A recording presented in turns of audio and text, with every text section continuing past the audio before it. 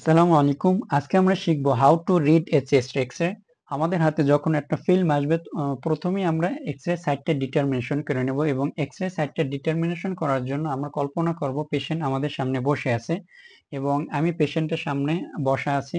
তখন নরমাল পেশেন্টের anatomical structure আমরা কল্পনা করে আমরা এক্স-রে সাইটটা ডিটারমিনেশন করব। যেমন এবং আরেকটা জিনিস, এক্স-রেতে রেডিওলজিস্ট যিনি এক্স-রে করেন উনি ইউজুয়ালি লিখে রাখেন এখানে, যেমন এটা রাইট সাইড এবং লেফট সাইডের জন্য এটা লেফট সাইড। ওকে, এবং আমরা যদি এই এক্স-রে দিকে তাকাই তাহলে আমরা এই এক্স এর জন্য এটা লেফট সাইড। ওকে, লেফট সাইডে ইউজুয়ালি লেফট সাইডে অ্যাপেক্স বিটটা, হার্টের অ্যাপেক্স বিটটা লেফট সাইডে থাকে। ওকে, তাহলে আমরা প্রথমে সাইডটা ডিটারমিনেশন করে নেব।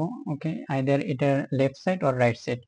এই পরবর্তী পয়েন্টে আমরা দেখে নিব একটা নর্মাল চেস্ট এক্সরে কি কি স্ট্রাকচার দেখা যায়। আমরা যদি সিরিয়ালি আগাই, প্রথমে আমরা দেখতে পাচ্ছি এটা ট্রাকিয়া। ওকে, এটা লেফট প্রিন্সিপাল ব্রঙ্কাস, এটা রাইট প্রিন্সিপাল ব্রঙ্কাস, এবং এদের ভিতরে যে অ্যাঙ্গেল যেটা আছে এর নাম হলো যে ক্যারিনা। আমরা এই যে অ্যাঙ্গেল যেটা দেখতে পাচ্ছি এর নাম ক্যারিনা। ওকে, এরপর আমরা দেখতে পাচ্ছি এটা লেফট ব্রঙ্কাস এবং এটা হলো যে রাইট ব্রঙ্কাস, এটা রাইট ব্রঙ্কাস এন্ড এটা লেফট ব্রঙ্কাস, এবং এর মাঝে যে পয়েন্ট, এর মাঝে যে অ্যাঙ্গেল যেটা, এটাকে বলা হয় ক্যারিনা। এরপরে আমরা দেখতে পাচ্ছি এটাকে বলা হয় ক্লাভিকল। এখানে মার্কিং করা যে পয়েন্টটা, এটা left side clavicle and this one is the right side clavicle. Okay, এখন আমরা দেখতে পাচ্ছি এটা হলো যে lungs field, this one is the right lungs field, this one is the left lungs field. Okay, আমরা লাংস ফিল্ড সম্পর্কে আরো বিস্তারিত আলোচনা করব পরবর্তী স্লাইডগুলোয়। এখন আমরা দেখতে পাচ্ছি এখানে এই যে ব্লু কালার যে মার্কিং পয়েন্ট দেখা যাচ্ছে, এটার নাম হলো অ্যাওর্টিক নাকেল এবং এটা হলো লেফট সাইড হাইলাম, এটা রাইট সাইড হাইলাম। ইউজুয়ালি লেফট সাইড হাইলাম 2.5 সেন্টিমিটার অ্যাভাবে থাকে এন্ড হাইলামটা ইউজুয়ালি সি শেপ থাকে। ওকে, ইউজুয়ালি সি শেপ থাকে এবং সাম কন্ডিশনে কিছু কিছু ডিজিজে হিল আর লিম্ফাডেনোপ্যাথি হয়, হিল আর লিম্ফ নোড গুলো অনেক বড় হয়ে যায়। আমরা এই এই লেকচারে আমরা পরবর্তীতে আমরা এটা ডিসকাস করব। আমরা এখন দেখতে পাচ্ছি হার্টের শ্যাডো। আমরা এখন ডায়াফ্রাম দেখতে পাচ্ছি, this one is the right diaphragm, this one is the left hemi diaphragm. Okay, this one is left hemi diaphragm. Under diaphragm this gas is fundic gas and these are the ribs shadow. এখন উপরে আমরা দেখতে পাচ্ছি এটা হলো ribs ribs আচ্ছা, উপরে আমরা দেখতে পাচ্ছি এটা রিপস শ্যাডো। আমরা রিপস কাউন্টিং নেক্সট স্লাইডগুলো আমরা শিখব। আমরা যদি অ্যাজ এ হোল একটু ওভারভিউ করি তাহলে আমরা দেখতে পাচ্ছি এটা ট্রাকিয়া এবং ট্রাকিয়ার পিছনে ট্রাকিয়া রেডিওলুসেন্ট। আমরা দেখতে পাচ্ছি রেডিওলুসেন্ট কারণ ট্রাকিয়ার ভিতরে এয়ার কন্টেইন করে। আমরা একটা জিনিস মনে রাখি, আমাদের এক্স-রে রিডিং করার সময় সবসময় আমাদের একটা জিনিস মাথায় রাখতে হবে, যে স্ট্রাকচার যত সফট সেই স্ট্রাকচার তত রেডিও লুসেন্ট দেখা যাবে, যে স্ট্রাকচার যত বেশি হার্ড ওই স্ট্রাকচার তত বেশি রেডিও অপেক দেখা যাবে। আমরা যদি বোনসের কথা কল্পনা করি, যেমন বোনস খুব হার্ড এবং ডেন্স স্ট্রাকচার, তাহলে এই বোনস দেখা যাবে রেডিও অপেক। আমরা যদি বিপরীতভাবে চিন্তা করি, লাংস সফট টিস্যু দ্বারা গঠিত, তাহলে লাংস দেখা যাবে রেডিওলুসেন্ট। ওকে, তাহলে আমরা এখানে দেখতে পাচ্ছি ট্রাকিয়ার ভিতরে এয়ার কন্টেইন আছে। ওকে, এয়ার কন্টেইন আছে যার কারণে আমরা এখানে দেখতে পাচ্ছি রেডিওলুসেন্ট এরিয়া, এবং এর মাঝে মাঝে একটু একটু radio opaque structure. This radio opaque shadow are called spinous process. Okay, spinous process. এরপরে আমরা এই পাশে দেখতে পাচ্ছি left side clavicle and this one is the right side clavicle and this one is the left side scapula and this one is the right side scapula and আমরা এখানে আরো দেখতে পাচ্ছি হার্টের শ্যাডো, এটা আর্চ অফ এয়ারটা, এয়ারটিক নাকেল and এটা pulmonary artery and এটা হলো left atrium and this one is the left ventricle. আমরা যদি এ পাশে আসি, এটা সুপুরিয়র ভেনা কাভা এবং রাইট এট্রিয়াম, এটা হলো রাইট এট্রিয়াম এবং এটা হলো ইনফেরিয়র ভেনা কাভা, এবং এই স্ট্রাকচার যেটা দেখতে পাচ্ছেন এটা হলো রাইট ভেন্ট্রিকল। এখন আমরা এখানে ইসোফেগাসের শ্যাডো দেখতে পাচ্ছি এবং এই সাইডটা এটা হলো রাইট হেমি ডায়াফ্রাম এবং এ পাশটা এটা হলো লেফট হেমি ডায়াফ্রাম। ওকে, এবং আমরা স্টমাকের ভিতরে আমরা গ্যাস্ট্রিক বাবল দেখতে পাচ্ছি, গ্যাস্ট্রিক ফান্ডিক গ্যাস দেখতে পাচ্ছি। ওকে, এরপরে আমরা আদার স্ট্রাকচার যদি আমরা তাকাই তাহলে এখানে দেখব লাংসের ফিশার গুলা। আমরা যদি রাইট সাইডের দিকে তাকাই তাহলে রাইট সাইডে দুইটা ফিশার লাংসকে তিনটা লোবে ডিভাইড করে, এবং লেফট সাইডে একটা ফিশার লাংসকে দুইটা লোবে ডিভাইড করে। আমাদের হাতে যখন একটা এক্স-রে আসবে, এক্স-রে আসার পরে আমরা সাইট ডিটারমিনেশন করে নিলাম, এরপরে আমরা পেশেন্ট আইডেন্টিফিকেশন করে নিব, অর্থাৎ পার্টিকুলার অফ পেশেন্ট। এর জন্য আমরা এক্স-রে কোণায় আমাদের পেশেন্টের নাম লেখা থাকে, পেশেন্টের এজ, পেশেন্টের সেক্স এন্ড কত তারিখে এক্স-রে করা হয়েছে এটাও এখানে লেখা থাকে, এবং কোথা থেকে এটা এক্স-রেটা করা হয়েছে ওটাও লেখা থাকে।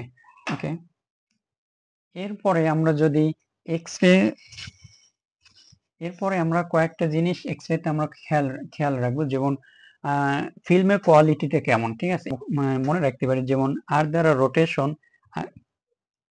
রোটেশন, আই দ্বারা ইন্সপিরেশন, পি দ্বারা প্রজেকশন, ই দ্বারা এক্সপোজার। আমরা এই কয়টা জিনিসের মাধ্যমে এক্স-রে কোয়ালিটি অফ ফিল্মটা যাচাই করব। প্রথমে আমরা দেখে নিই রোটেশন। আমাদের হাতে যখন একটা এক্স-রে ফিল্ম আসবে তখন পেশেন্ট ঠিক অ্যালাইন পজিশন এক্স-রে করছে কিনা এটা আমরা ডিটারমাইন করে নেব। এটা কিভাবে ডিটারমাইন করে নেব? আমরা যদি এক্স-রে দিকে তাকাই, যেমন এখানে আমরা দেখতে পাচ্ছি স্পাইনাস প্রসেস বরাবর আমরা একটা লম্বা লাইন টেনে নেব, এবং লেফট স্টার্নোক্লাভিকুলার জয়েন্ট বরাবর আমরা আরেকটা লাইন টানবো, এবং রাইট সাইড স্টার্নোক্লাভিকুলার জয়েন্ট বরাবর আমরা অ্যানাদার একটা লাইন টানবো, এবং আমরা দুই পাশে ডিসটেন্সটা আমরা ক্যালকুলেট করব। দুই পাশে ডিসটেন্স যদি ইকুয়াল হয় তাহলে পেশেন্ট ঠিক অ্যালাইন পজিশনে আছে, ঠিক আছে। এখন পেশেন্টের, যেমন আমরা যদি এখানে কল্পনা করি একটা পেশেন্ট দাঁড়ানো আছে, পেশেন্টের ব্যাক সাইড এটা, পেশেন্টের ফ্রন্ট সাইড এটা, এবং এক্স-রে ফিল্মটা রাখা আছে পেশেন্টের সামনে, এবং এক্স-রে বিম দেওয়া হচ্ছে পিছন থেকে। ওকে, ব্যাক সাইড থেকে এক্স-রে ফিল্ম বিম দেওয়া হচ্ছে। এখন এই এক্স-রে বিম যেটা পড়তেছে এটার জন্য যদি ওয়েল অ্যালাইন পজিশনে পেশেন্ট থাকে তাহলে পেশেন্টের হার্ট শ্যাডোটা নর্মাল আসবে। কিন্তু আমরা যদি একটু এই রোটেটেড পেশেন্টের জন্য যদি বিষয়টা একটু দেখি, যেমন এই পেশেন্টটা লেফট সাইড রোটেট হয়ে আছে, ঠিক আছে, তখন আমরা এই এক্স-রে বিমটা যখন পিছন থেকে পড়লো তখন দেখা গেল হার্টের শ্যাডোটা অনেক বড় দেখা যাচ্ছে। একইভাবে পেশেন্ট যদি রাইট সাইডে একটু অ্যালাইন করে থাকে তখন কিন্তু হার্টের শ্যাডোটা অনেকটা ছোট দেখা যাচ্ছে, ঠিক আছে। তো পেশেন্টের অ্যালাইনমেন্ট যদি ঠিক না হয় তখন কিন্তু যে কার্ডিয়াক শ্যাডোটা অনেকটা মিসলিডিং হইতে পারে ইন্টারপ্রিট করার জন্য। যেমন আমরা যদি একটা এক্স-রে দেখে নিই, যেমন এই পেশেন্টের জন্য আমরা যদি এখানে একটা লাইন টেনে নিই, তখন এপাশ থেকে এপাশে দূরত্ব কিন্তু ইকুয়াল না, ঠিক আছে। যেমন এ সাইডের দূরত্ব অনেক বেশি, তার মানে এই পেশেন্টটা মেল অ্যালাইন পজিশনে আছে, ঠিক আছে। এই পেশেন্টের যদিও কোনো কার্ডিওমেগালি নাই, কিন্তু মেল অ্যালাইনমেন্টের জন্য এই পেশেন্টের চেস্ট এক্স-রেতে কার্ডিওমেগালি দেখা যাচ্ছে। সুতরাং পেশেন্টের পজিশন খুবই ইম্পর্টেন্ট। এখন আমি ইন্সপিরেশন সম্পর্কে আলোচনা করি। ইন্সপিরেশন নর্মালি আমরা যখন এক্স-রে করি তখন পেশেন্ট ডিকুবিটাস পজিশন অ্যান্ড ইন্সপিরেশন অবস্থায় এক্স-রেটা করা হয়। হ্যাঁ, এখন নর্মালি ইন্সপিরেশন অবস্থায় যখন এক্স-রে করা হয় তখন পেশেন্টের ডায়াফ্রাম পজিশন অ্যান্টেরিয়র রিব বরাবর 5 and 6 রিব বরাবর থাকে, ঠিক আছে, এবং পোস্টেরিয়র রিব থেকে যখন ক্যালকুলেট করব তখন এটা পোস্টেরিয়র রিব থেকে যদি ক্যালকুলেট করি তখন এটা 8 to 10 রিবস বরাবর থাকে। আমরা এটা বোঝার জন্য প্রথমে আমরা রিবস ক্যালকুলেট করাটা একটু শিখে নিই। যেমন এটা হলো যে ফার্স্ট রিব, এটা সেকেন্ড রিব, এটা থার্ড রিব, এটা ফোর্থ রিব, এটা ফিফথ রিব, এটা সিক্স রিব। ওকে, এইগুলা যে কাউন্ট করা হইলো এটা সামনে থেকে বা ফ্রন্ট সাইড থেকে কাউন্ট করা হইলো। এখন আমরা যদি রিবসের পিছন থেকে কাউন্ট করি, যেমন এই ফিল্মটার দিকে যদি আমরা একটু তাকাই তাহলে এটা ফার্স্ট রিব, এটা সেকেন্ড রিব, এটা third rib, fourth rib, fifth rib, এটা six rib, seven rib, eight rib, nine rib, 10 rib, এবং 11 রিব, 12 রিব। ওকে, এখন আমরা যদি ডায়াফ্রাম পজিশনটা যদি একটু কল্পনা করি, আমাদের সামনের দিকে যদি রিবস থেকে কাউন্ট করি ফ্রন্ট সাইড থেকে, তখন ডায়াফ্রাম পজিশন 5 and 6 রিপ। আমরা যদি রিপস ক্যালকুলেটটা পিছন দিক থেকে যদি কাউন্ট করি, যেমন এই যে এটা 5 এই যে 6 রিপ বরাবর এখানে ডায়াফ্রাম, ঠিক আছে। কিন্তু রিপস ক্যালকুলেট যদি পিছন দিক থেকে করি, অর্থাৎ পোস্টেরিয়র সাইড থেকে যদি ক্যালকুলেট করি, তখন এটা রিপস এটা ডায়াফ্রাম পজিশন হবে 8 টু 10 রিপস এর ভিতরে। ওকে, এখন কারো যদি ডায়াফ্রাম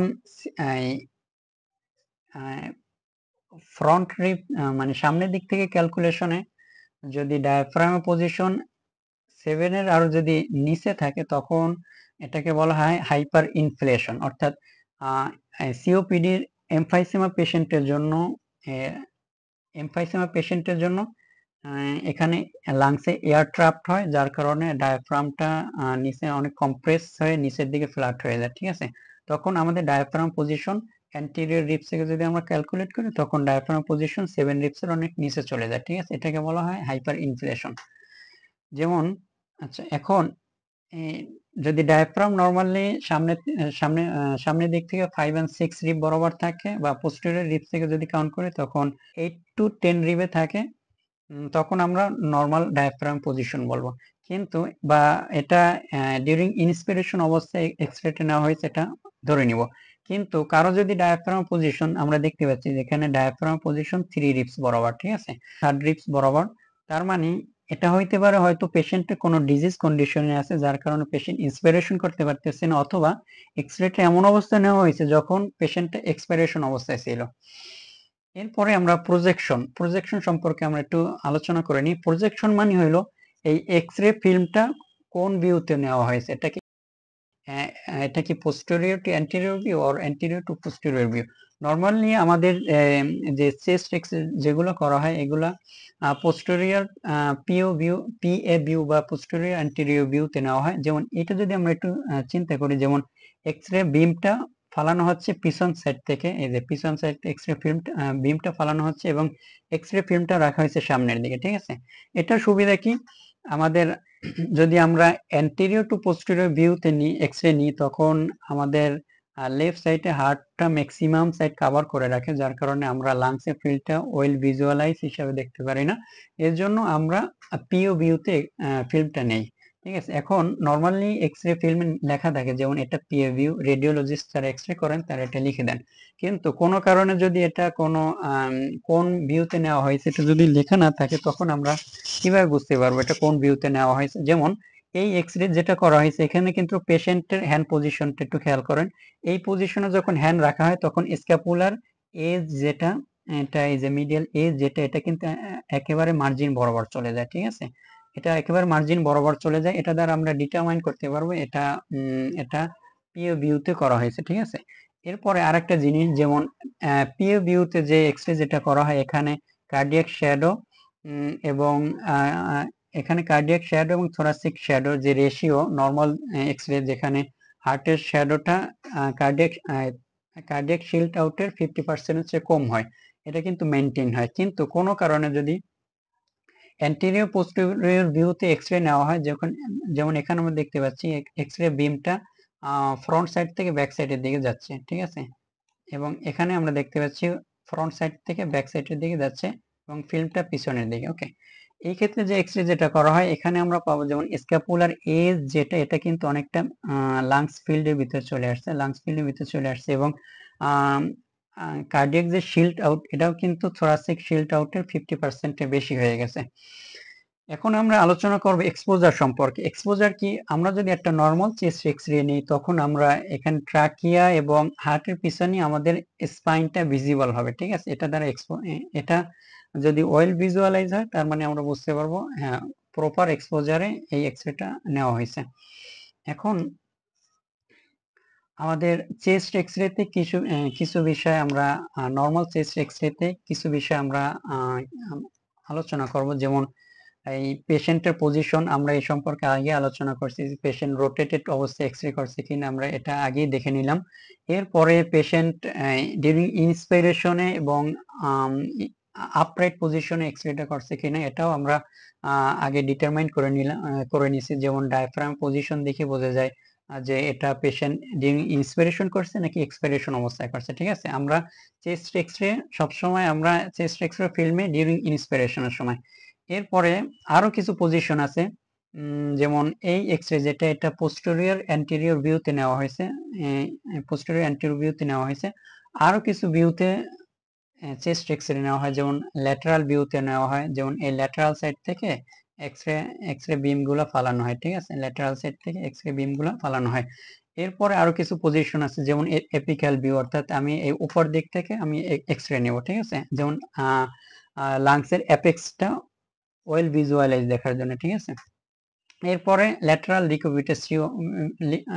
ডিকুবিটাস ভিউ, অর্থাৎ পেশেন্ট ল্যাটারাল সাইডে ল্যাটারাল লাইং পজিশনে থাকবে, আমরা অপর সাইড থেকে আমরা এক্সরে ফিল্ম নিব।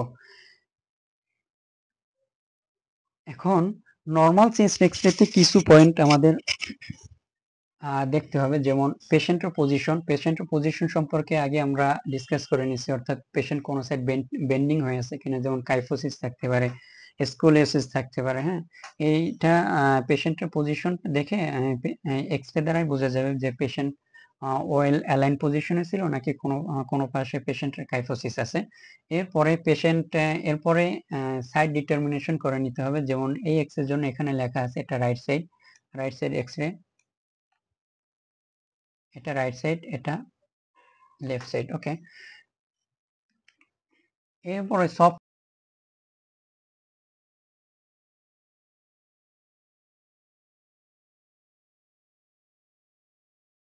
টিস্যু গুলো দেখতে হবে, যেমন সফট টিস্যুর ভিতরে যেমন এখানে skin, diaphragm and other muscle, এগুলো দেখতে হবে। এরপরে bony structure like clavicle, any bone fracture, any bony lesion, any osteolytic lesion, এগুলো দেখতে হবে। এরপরে বোনি কনফিগারেশন, যেমন রিপস গুলা, ক্লাভিকল গুলা এবং সার্ভাইকাল এরিয়াতে কোনো লেশন আছে কিনা এটা দেখে নিলাম। এরপরে পজিশন অফ দ্য ট্রাকিয়া, যেমন নর্মালি পজিশনটা ইউজুয়ালি একটু রাইট সাইডের দিকে থাকে, একটু রাইট সাইডের দিকে স্ট্রেট থাকে ট্রাকিয়া পজিশন। কিছু কিছু ডিজিজ কন্ডিশনে ট্রাকিয়া শিফট হয়ে যায় এবং কিছু কিছু ডিজিজ কন্ডিশনে ট্রাকিয়া পুল হয়ে যায়। ঠিক আছে, আমরা নেক্সট স্লাইডে এগুলা ডিসকাস করব। এরপরে আউটলাইন অফ দ্য ডায়াফ্রাম, এবং আমরা দেখতে পাচ্ছি এটা হলো রাইট হেমি ডায়াফ্রাম এবং এটা হলো লেফট হেমি ডায়াফ্রাম। ওকে, এটা হলো right side costophrenic angle, left side costophrenic angle, this one is the cardiophrenic angle, this one is the right side cardiophrenic angle। যেমন প্লুরাল ইফিউশন এবং হাইড্রোনিউমোথোরাক্সে এই অ্যাঙ্গেলগুলা, হাইড্রোনিউমোথোরাক্স এই সকল ডিজিজ কন্ডিশনে এই অ্যাঙ্গেলগুলো অবলিটারেটেড হয়। ঠিক আছে, এরপরে হার্টের বর্ডার দেখতে হবে, যেমন এটা হলো যে হার্টের লেফট সাইড বর্ডার, এটা হার্টের রাইট সাইড বর্ডার, এবং হার্টের সাইজটা আমরা ক্যালকুলেট করা শিখবো নেক্সট স্লাইডে। এরপরে লাংস ফিল সম্পর্কে আরো আমরা বিস্তারিত আলোচনা করব।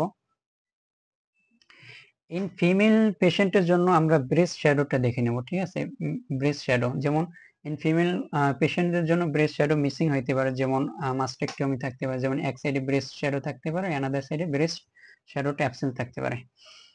এখন আদার স্ট্রাকচার, যেমন নেকে any swelling, soft tissue shadow, তারপরে যে এনি সাবকিউটেনিয়াস এমফাইসেমা, এটাও খেয়াল করে নিব।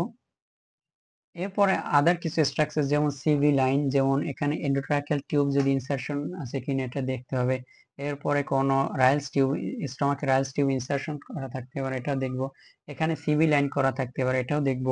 এরপরে হইলো এখানে যেমন এই পেসমেকার, পার্মানেন্ট পেসমেকার লাগানো থাকতে পারে, এটাও চেস্ট এক্সরে ভিজুয়ালাইজ হয়। ঠিক আছে, এটাও আমরা মেনশন করে নেব। এরপরে আমরা হার্টের সাইজটা ক্যালকুলেট করা শিখবো। হার্টের সাইজ ক্যালকুলেট করার জন্য আমাদের এই যে হার্টের সাইজ ক্যালকুলেট করে নিব, হার্টের সাইজ ক্যালকুলেট করার জন্য আমরা দুই পাশে হার্টের ম্যাক্সিমাম বালজিং পয়েন্ট বরাবর আমরা দাগ টেনে নেব। ওকে, আমরা যদি এই এক্সরের জন্য আমরা কল্পনা করি, যেমন এখানে মিড লাইন বরাবর আমরা লাইন টেনে নিলাম।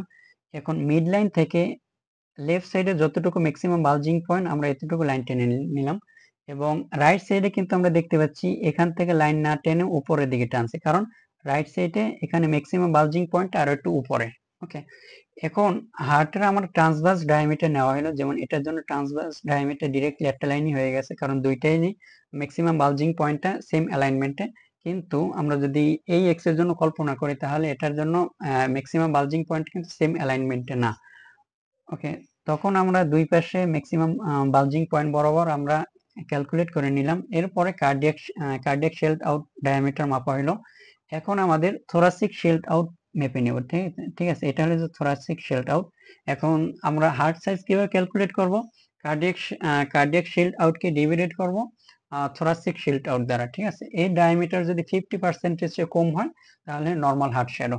ওকে, এর চেয়ে যদি বড় হয়ে যায়, যেমন সাম ডিজিজ কন্ডিশনে হার্ট সাইজটা অনেক বড় হয়ে যায়, যেমন সিস্টেমিক হাইপারটেনশন, এ সকল ডিজিজে হার্ট সাইজটা অনেক বড় হয়ে যায়, তখন আমরা এটাকে কার্ডিওমেগালি বলবো। আমরা এ সম্পর্কে আরো বিস্তারিত নেক্সট কোনো ক্লাসে আলোচনা করব। এখন আমরা হার্টের বর্ডার সম্পর্কে আমরা দেখে নিই। যেমন আমরা যদি রাইট সাইডের বর্ডারটা দেখি, রাইট সাইড বর্ডার অর্থাৎ এটা হলো হার্টের রাইট সাইড বর্ডার। এখানে আমরা দেখতে পাচ্ছি সুপেরিয়র ভেনা কাভা এবং outward margin of the right atrium, outward margin right atrium, অর্থাৎ এটা দ্বারা রাইটের হার্ট বর্ডার গঠিত। ওকে, এটা দ্বারা রাইটের হার্ট বর্ডার গঠিত। আমরা যদি হার্টের লেফট সাইডে বর্ডার দেখি, তাহলে হার্টের লেফট সাইড বর্ডার ফর্ম করছে এয়ারটেক নাকেল, অর্থাৎ যেটা আর্চ অফ এয়ারটা এটা। ওকে, এন্ড পালমোনারি আর্টারি, এই পালমোনারি আর্টারি এটা, এবং লেফট এট্রিয়াল অ্যাপেন্ডিক্স এটা, এন্ড লেফট ভেন্ট্রিকল। এটা হলো যে হার্টের লেফট বর্ডার। ওকে,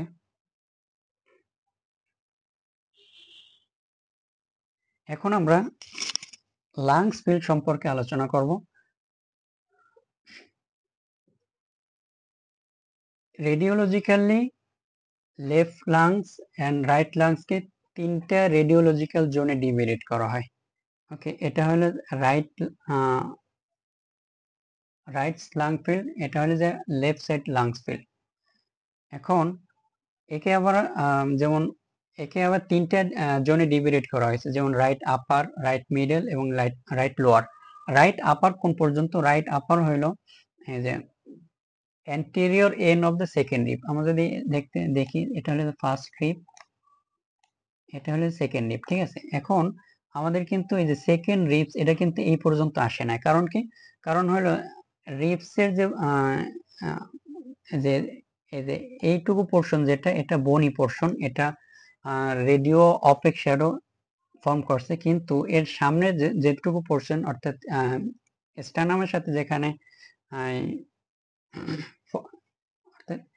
আচ্ছা, এখানে রিবসের সামনে যে পোর্শন যেটুকু, এইটুকু কার্টিলেজিনাস পোর্শন, যার কারণে এটা রেডিওলুসেন্ট এরিয়া, এটা ভিজুয়ালাইজ না, ঠিক আছে। তো আমরা এই পর্যন্ত আমরা কল্পনা করে নিলাম।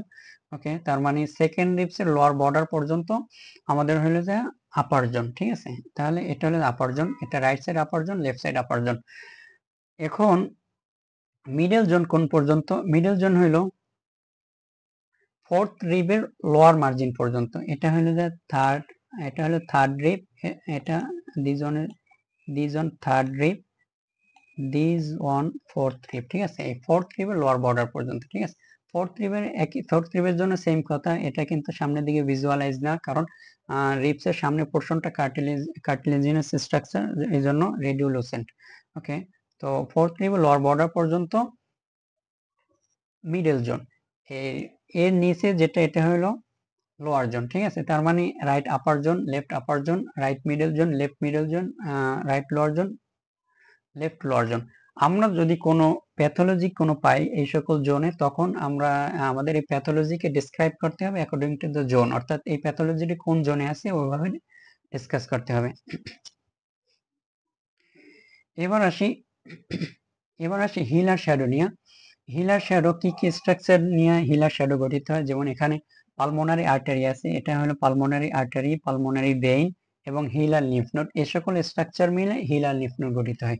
যেমন আমরা যদি এক্সরে দিকে তাকাই, এটা হলো যে হিলার লিম্ফ নোড, এটা left side hilar lymph node, এটা হলো right side hilar lymph node, এটা হলো যে ইনভার্টেড সি শেপ আর এটা হলো যে সি শেপ। ওকে, ইউজুয়ালি লেফট সাইড যে হিলার লিম্ফ নোড থাকে এটা 1 to 2 সেন্টিমিটার হায়ার থাকে, হায়ার পজিশনে থাকে রাইট সাইডের হাইলেমের চেয়ে।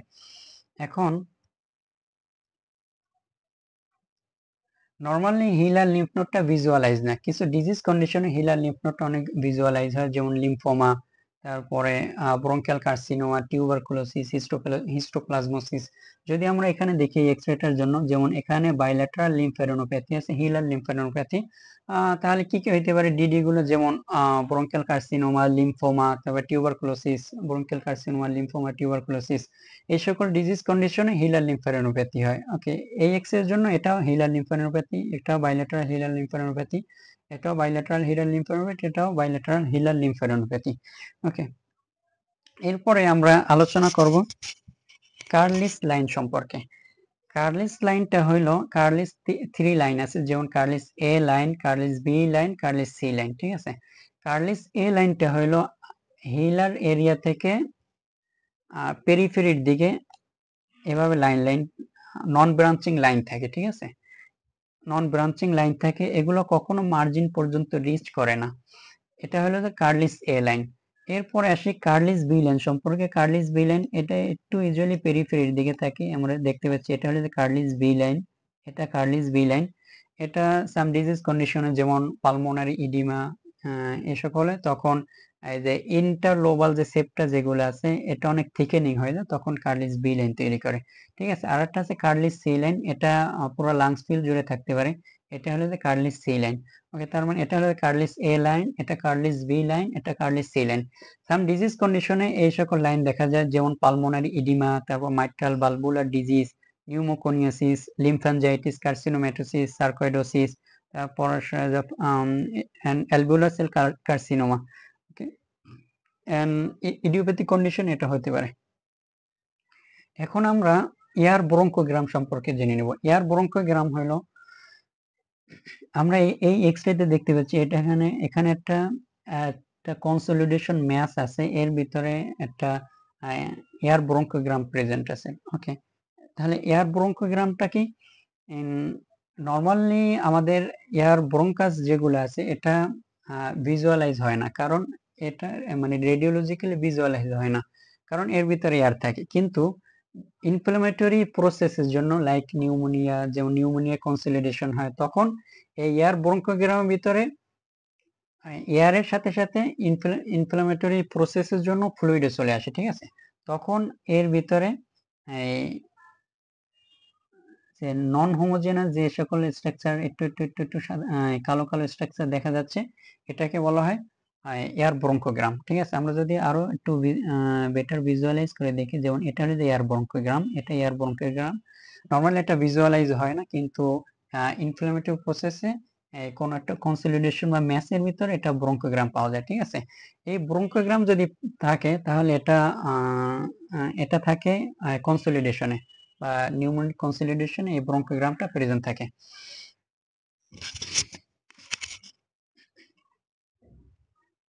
এখন আমরা শিখব কিভাবে একটা চেস্ট এক্সরে কে প্রেজেন্টেশন করতে হয়। হ্যাঁ, আমরা চেস্ট এক্সরে প্রেজেন্টেশন করার জন্য, যেমন লাংসের ফিলটা ক্লিয়ার কিনা, যেমন এটা রাইট সাইড লাংস ফিল, এটা left side lungs field, okay, এটা ক্লিয়ার কিনা দেখব।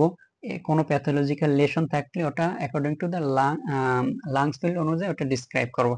এরপরে পেশেন্টের পজিশন আমি আগে ডিসকাস করে নিয়েছি, পেশেন্ট কি ঠিক অ্যালাইন পজিশনে আছে নাকি কোনো কোনো সাইডে রোটেটেড অবস্থায় আছে। ঠিক আছে, এটা আমরা ডিভাইড করব এভাবে, মিড লাইন বরাবর একটা লাইন টানবো এবং এপাশে এই যে স্টার্নোক্লাভিকুলার জয়েন্ট বরাবর অ্যানাদার লাইন টানবো, এপাশে রাইট সাইডের স্টার্নোক্লাভিকুলার জয়েন্ট বরাবর অ্যানাদার লাইন টানবো। এরপরে দুই পাশে ডিসটেন্স মেজার করার মাধ্যমে যদি ইকুয়াল হয়, তার মানে পেশেন্ট ওয়েল অ্যালাইন পজিশনে ছিল এবং তার আদার স্ট্রাকচার ওয়েল অ্যালাইন পজিশনে ছিল, এটা ধরে নিব। ঠিক আছে, কিন্তু কোন সাইডে যদি ডিসটেন্সটা ইকুয়াল না হয়, তখন বুঝতে হবে যে পেশেন্টের পজিশন ঠিক পজিশনে ছিল না। এরপরে দেখবো আমরা ডায়াফ্রামের পজিশন।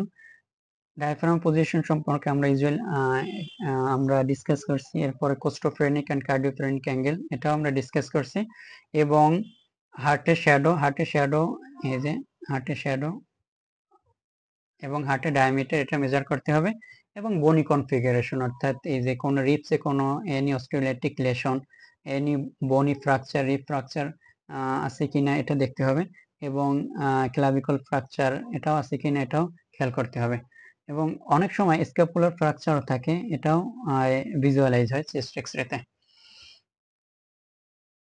এখন আমরা যদি আরো একটু শর্টকাটে যদি ডিসকাস করি, আমরা কিভাবে একটা নর্মাল চেস্ট এক্সরে কে প্রেজেন্টেশন করব। আমরা যদি কল্পনা করি সহজভাবে মনে রাখতে চাই, তাহলে A B C D E দ্বারা আমরা মনে রাখতে পারি। যেমন প্রথমে আমাদের হাতে একটা চেস্ট এক্সরে আসার পরে আমাদের এয়ারওয়ে দেখতে হবে, এ দ্বারা এয়ারওয়ে, বি দ্বারা ব্রিদিংস এন্ড বোন, সি দ্বারা কার্ডিয়াক শ্যাডো, এবং কোস্টোফ্রেনিক অ্যাঙ্গেল, কার্ডিওফ্রেনিক অ্যাঙ্গেল, ডি দ্বারা ডায়াফ্রাম, এবং ই দ্বারা এভরিথিং আদার স্ট্রাকচার গুলো অর্থাৎ আদার এনি প্যাথোলজি আছে কিনা এটা দেখব। এ দ্বারা এয়ারওয়ে, এয়ারওয়ের ভিতরে ট্রাকিয়া, ক্যারিনা, ব্রঙ্কাস এই সকল স্ট্রাকচার আমরা দেখব। ওকে, আমরা যদি এই এক্সরে ফিল্মের দিকে যদি তাকাই, তাহলে আমরা এখানে দেখতে পাচ্ছি এটা হলো যে ট্রাকিয়া, এটা হলো যে ট্রাকিয়া। তাহলে ট্রাকিয়া শিফট হয়ে গেছে রাইট সাইডে। ওকে, কারণ কি? কারণ হলো লেফট সাইডে ম্যাসিভ প্লোরাল ইফিউশন আছে। এটা হলো যে লেফট সাইড, আমরা দেখতে পাচ্ছি লেফট সাইডটা পুরাটা জুড়ে ম্যাসিভ প্লোরাল ইফিউশন আছে, যেটা ট্রাকিয়াকে শিফট করে দিচ্ছে রাইট সাইডের দিকে। আমরা এর পরের ফিল্মে যদি আমরা তাকাই, তাহলে এখানে দেখতে পাচ্ছি আমরা এখানে এই পাশটা লাংস ফিল্ম যেটা আছে রাইট সাইড লাংস ফিল্ম, এখানে হাইপার ট্রান্সলুসেন্স আছে, এপাশে লাংস ফিল্ডটা হাইপার ট্রান্সলুসেন্ট। ওকে, এখন আমরা যদি এখানে আরেকটু খেয়াল করি, এখানে আমরা দেখতে পাচ্ছি রাইট সাইডে লাংস মার্জিন যেটা এটা এই পর্যন্ত চলে আসছে, ঠিক আছে, এটা এখানে চলে আসছে। কারণ হলো এখানে যে প্লুরাল স্পেসে হিউজ অ্যামাউন্ট এয়ার অ্যাকুমুলেশন হয়েছে, যেটা লাংসকে পুরা কম্প্রেস করে এই পর্যন্ত নিয়ে আসছে, ঠিক আছে। তার মানে এটা হলো রাইট সাইড নিউমোথোরাক্স। ওকে, রাইট সাইড নিউমোথোরাক্সের জন্য আমরা দেখতে পাচ্ছি ট্রাকিয়া এই যে এরকম বেন্ডিং হয়ে গেছে, ঠিক আছে, ট্রাকিয়া শিফট হয়ে গেছে লেফট সাইডে।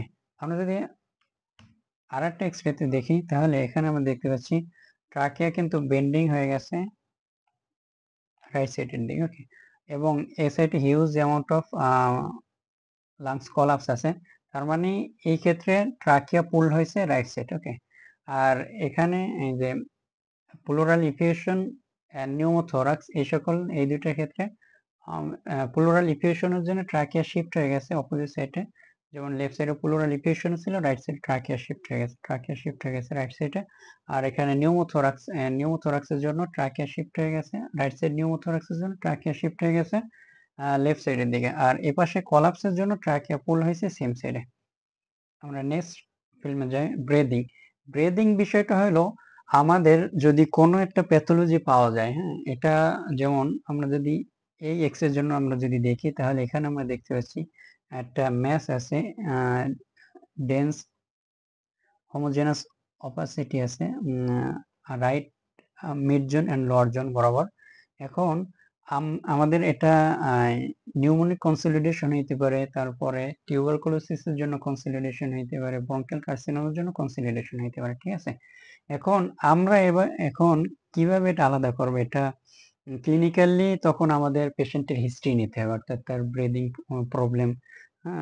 প্রবলেম আছে কিনা, এরপরে অ্যাকিউট অনসেট ফিভার আছে কিনা, তারপরে চিলস রাইগর ফিভার, হ্যাঁ, তারপরে শর্ট ডিউরেশনে, তার মানে এই সকল যদি সাইন থাকে ফিজিক্যাল, তখন বুঝতে হবে হ্যাঁ এটা হলো নিউমোনিক কনসিডারেশন। যেমন আমরা যদি আর একটা এক্সরেতে দেখি, যেমন এই এক্সরে যেটা আছে,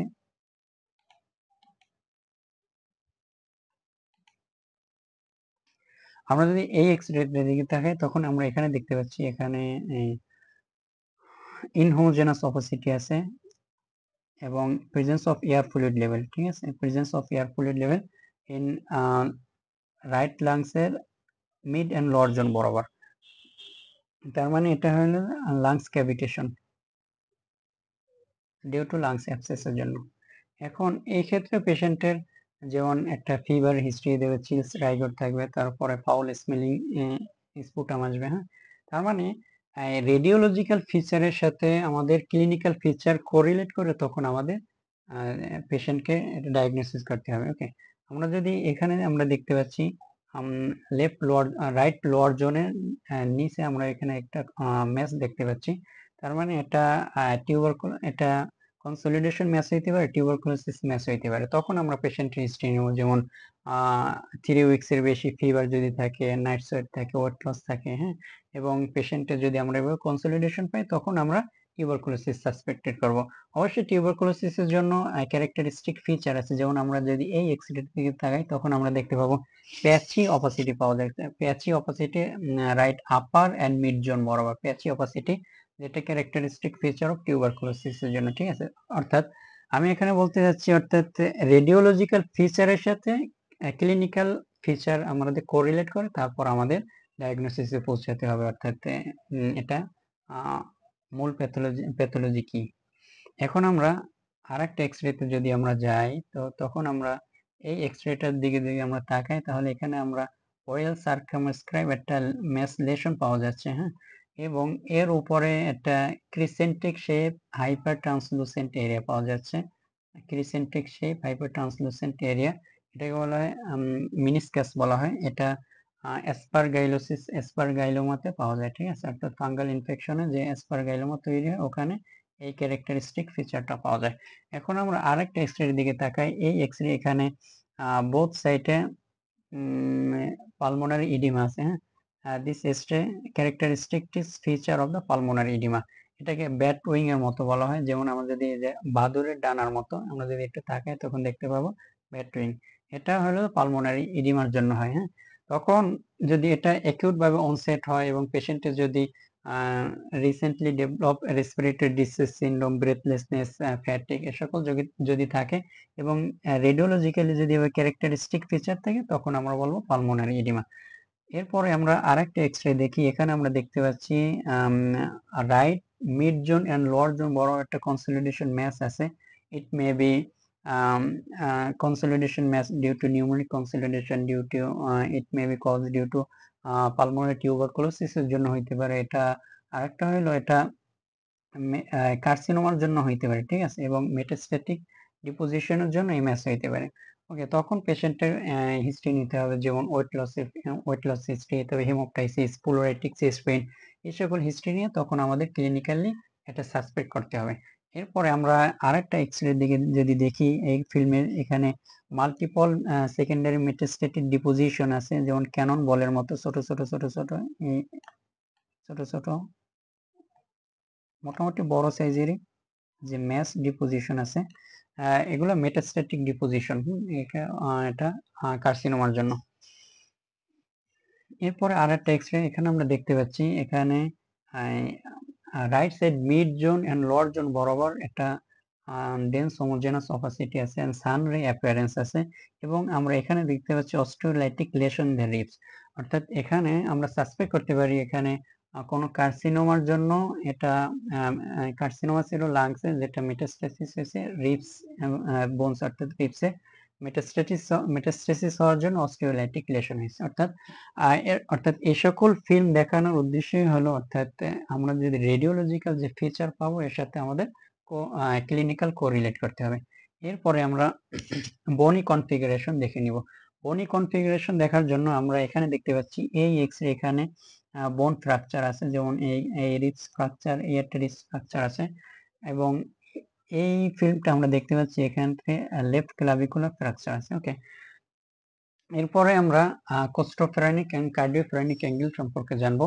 আমরা এই এক্সের জন্য দেখতে পাচ্ছি এটা হলো right side costophrenic angle, right side cardiophrenic angle.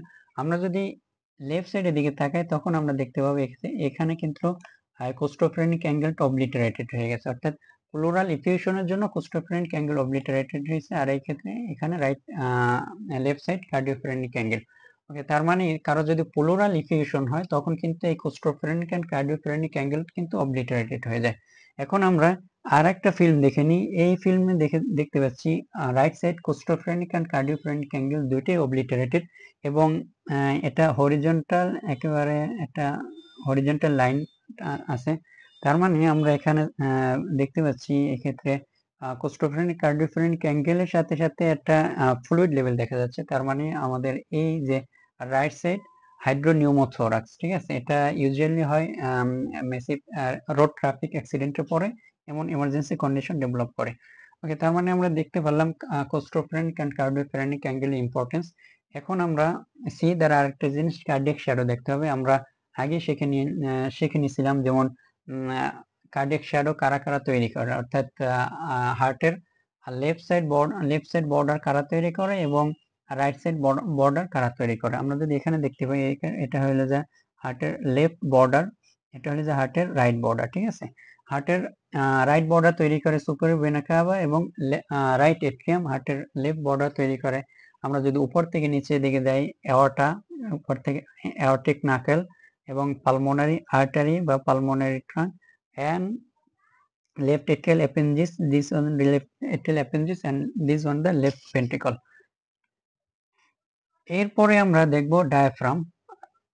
আমরা যদি দেখি, আমরা আগেই দেখে নিয়েছিলাম যে ডায়াফ্রাম পজিশন, এটা হলো right hemi diaphragm, this one is the left hemi diaphragm. আমরা যদি ডায়াফ্রাম পজিশন যদি দেখি তাহলে অ্যান্টেরিয়র রিব বরাবর, এগুলো হলো anterior rib, fifth and six rib বরাবর ডায়াফ্রাম থাকে, this one is six rib, ঠিক আছে, সিক্স রিব বরাবর ডায়াফ্রাম থাকবে। আর এটা হলো যে right hemi diaphragm, this one is the left hemi diaphragm. Usually right hemi diaphragm 2.5 centimetre above থাকে লেফট হেমি ডায়াফ্রামের চেয়ে, এবং এটা পোস্টেরিয়র রিব বরাবর যদি আমরা কাউন্ট করি তখন 10 রিবস বরাবর থাকবে।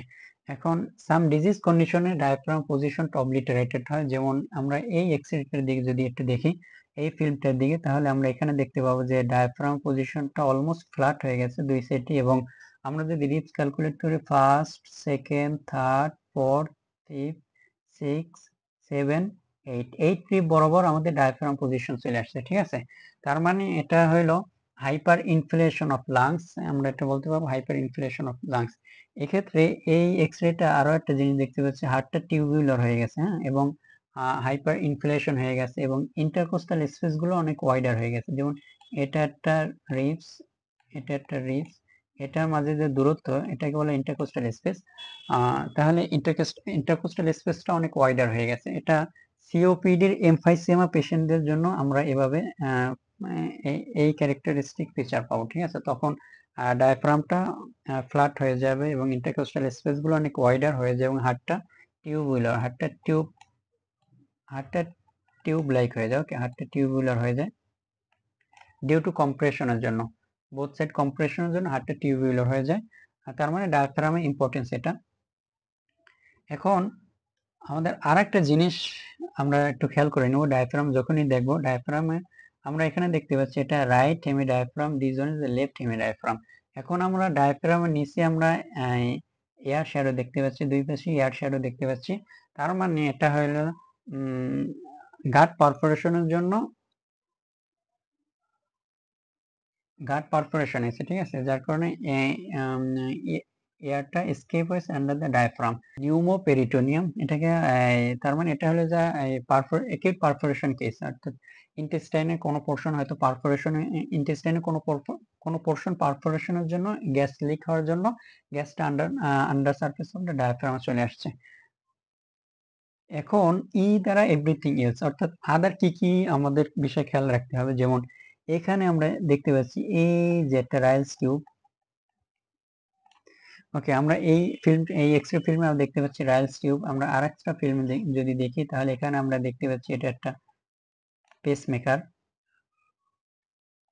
ওকে, this one is a pacemaker. এবং আমরা যদি এই এক্সরে দিকে যদি একটু খেয়াল করি তাহলে এখানে আমরা দেখতে পাচ্ছি এন্ডোট্রাকিয়াল টিউব। ওকে, তাহলে আদার কি কি স্ট্রাকচার আমাদের ফিল্মে ভিজিবল হচ্ছে ওইটা আমাদের মেনশন করতে হবে।